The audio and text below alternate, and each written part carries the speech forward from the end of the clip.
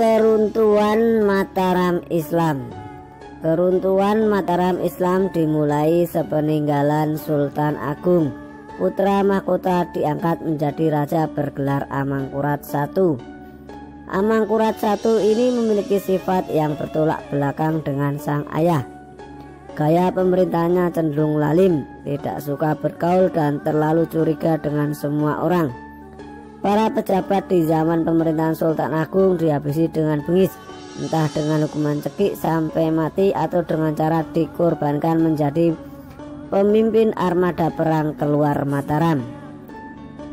Selain itu, hal tersebut diperburuk dengan hubungan antara kerabat yang tidak berjalan baik. Amangkurat I terlibat persaingan dalam urusan memilih wanita sebagai istri. Amangkurat I didukung oleh kakeknya Pangeran Pekik untuk menikahi seorang gadis cantik bernama Roro Oyi, putri Ngabei Mangunjaya dari tepi Kalimas Surabaya. Pemerintahan Amangkurat I ini menimbulkan sikap antipati dan ketakutan pada rakyatnya. Lambat laun rakyat bersatu padu menyerang kerajaan dipimpin oleh Pangeran Trunajaya dari Madura.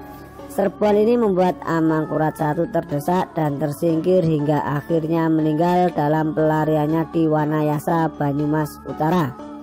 Konon untuk mempercepat kematiannya, putra mahkota yang kelak bergelar menjadi Amangkurat II memberi sebutir pil racun pada sang ayah.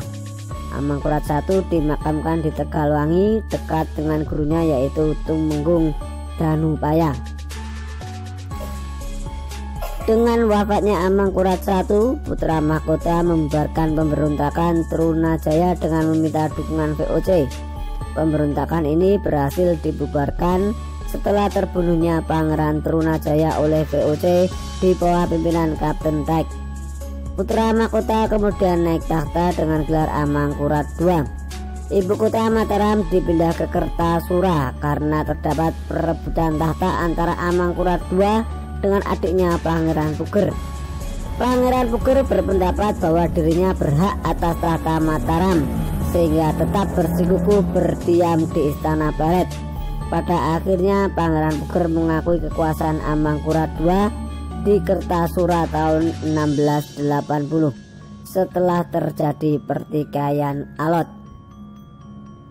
Pemerintahan Amangkurat II di Kartasura dibangun dengan dukungan penuh VOC sehingga dirinya terikat dengan segala macam permintaan dan aturan VOC.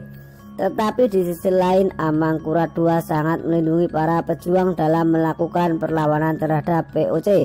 Salah satu dari pejuang tersebut adalah Untung Suropati.